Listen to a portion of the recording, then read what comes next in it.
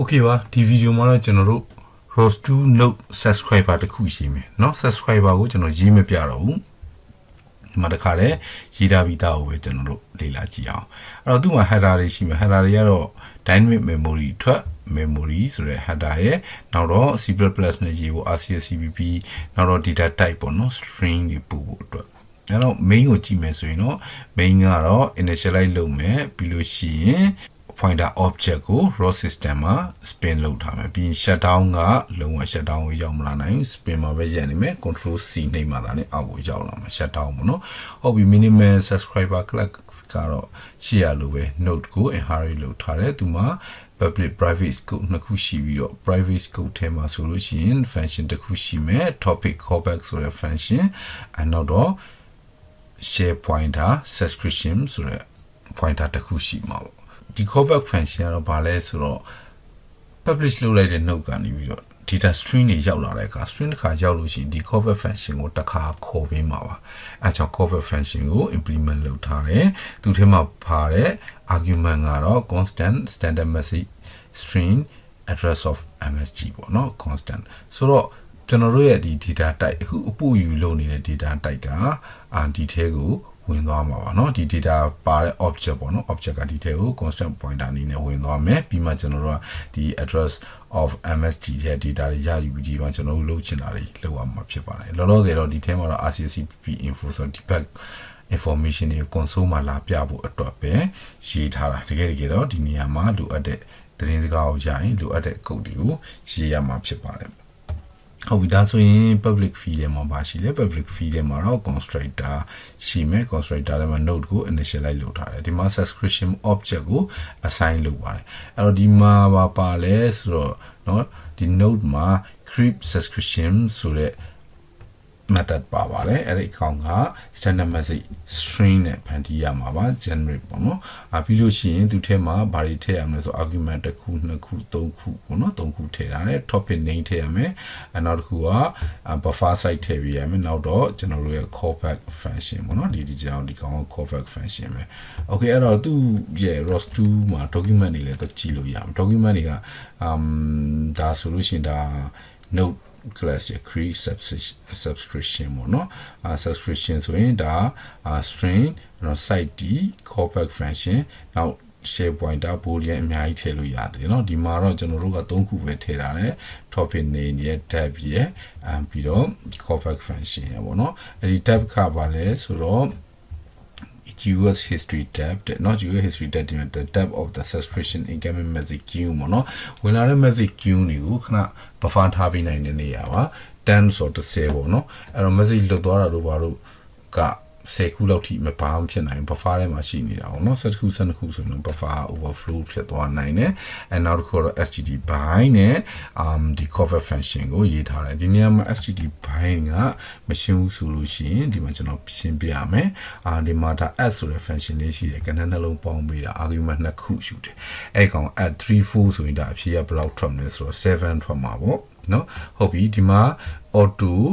add fan ဆိုတဲ့နောက်တစ် function တစ်ခုထပ်ပြီးတော့ရှိမယ်ဒီကောင် functor လို့လည်းခေါ်လို့ရတယ်ဒီကောင်ဒီဘာလဲဆိုတော့ add ပါပဲ add ပြင်မဲ့သူ့ထဲကို argument တွေထည့်ပြီးမယ် add fan ဆိုတဲ့ကောင်ကိုခေါ်တဲ့အချိန်မှာ argument နှစ်ခုထည့်ပြီးမယ်9နဲ့10နဲ့ထည့်ပြီးမယ်အဲ့9နဲ့10ကိုဒီ add ထဲကိုပြန်ထည့်တာပါเนาะဒီဒါ placeholder 1ဒီ9ကိုပြောတာ placeholder 2 the underscore to the 10ကိုပြောတာဒါကြောင့်ဒီ function ကို call တဲ့အချိန်မှာအဖြေဘယ်လောက်ထွက်လဲဆိုတော့19ထွက်တယ်เนาะဒီ add function ဒီ factor ကဒီ object ကို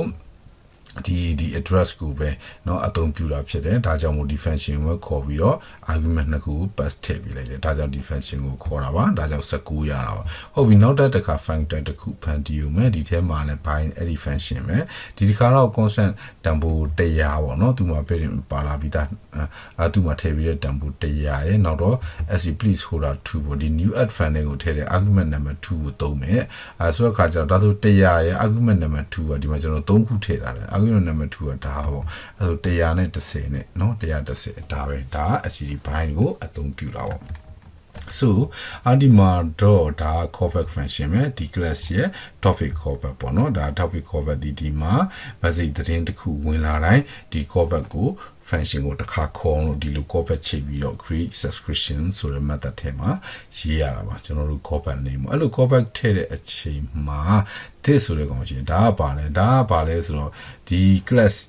ကြီးရဲ့နော် or object ပါပဲเนาะဒီ object pointer ပေါ့เนาะဒီကောင်ထည့်ပြီးရဒါ class အတွင်းထဲမှာမလို့ class အပြင်မှာဆိုရင်ဒါမျိုးရေးလို့ရတယ်ဒီမှာကျွန်တော် stack overflow မှာရှိတယ်เนาะ stack overflow မှာဒါဆိုရင်အဲ့ဒါမျိုးရေးလို့ရတယ်เนาะဒါဒီ callback function ပဲ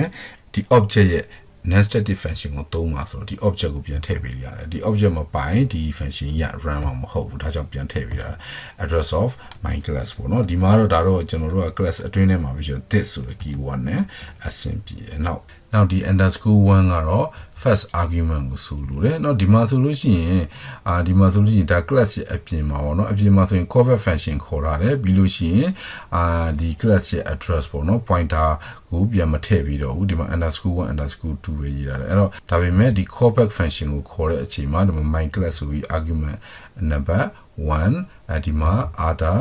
argument number 2ပေါ့เนาะဒါ underscore 1နဲ့ underscore 2ကိုဒီ function တွေကိုပြန်ထည့်ပေးတာလားအတူတူပါပဲ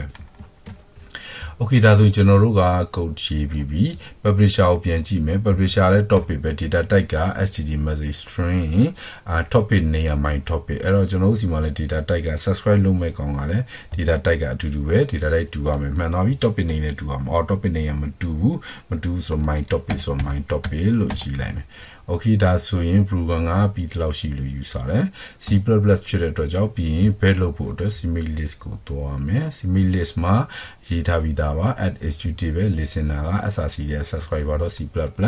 သူ့ရဲ့ dependency တွေက RCCPP နဲ့ HTTP message ပြီး install လုပ်တဲ့ခါကျရင် listener ဆိုတဲ့ဒီကျွန်တော်ပေးထားတဲ့နာမည်လေးကိုပြန်သုံးမယ် Okay အဲ့ဒါဆိုဘယ်လုပ်မလဲဆို control shift B ကိုနှိပ်လိုက် compare ဆိုတော့ဒါသူဘယ်လုပ်ပြီးလိမ့်မယ် Okay ဒါဆိုရင်ဘယ်အောင်မြင်သွားပြီဆိုတော့ကျွန်တော် run ကြည့်အောင် run ကြည့်မယ်ဆိုတော့ control alt t and ROS2 run ပထမအဆုံး test က docker ကိုအရင်ဆုံး run မယ် Okay docker run သွားပြီ control shift plus အဲ့တော့ ROS2 run test က listener ကို run မယ် Okay ဒါဆိုလို့ရှိရင် docker ကနေထုတ်လွှင့်နေတဲ့ number တွေကိုဒီမှာ listener ရနေပြီပေါ့နော်အဲ့တော့ grab နဲ့ကြည့်အောင် shift plus ROS2 run rqt grab ပေါ့နော် rqt grab ဆိုတဲ့ node ရှိရယ် package တင်မှာ Okay ဒီမှာဆို minimum publisher ဒီမှာဆို minimum subscriber သူတို့နှစ်ခုကို communicate လုပ်ထားတာက my topic ဆိုတဲ့ topic name နဲ့ communicate လုပ်ထားတယ် topic name ချင်းတူတော့ connection ချိန်မိပါတယ် data type လည်းတူတော့ connection ချိန်မိတာပေါ့နော်ဒါပါပဲ Okay subscriber သင်ခန်းစာတော့ဒီလောက်ပါပဲကျွန်တော် source code တွေကို GitHub ပေါ်မှာတင်ထားမယ်ကျွန်တော်ရဲ့ GitHub က run robotic ROS2 online course ဖြစ်ပါတယ်နောက်ဗီဒီယိုတွေမှာပြန်တွေ့ကြမယ်အားလုံးကိုကျေးဇူးတင်ပါတယ်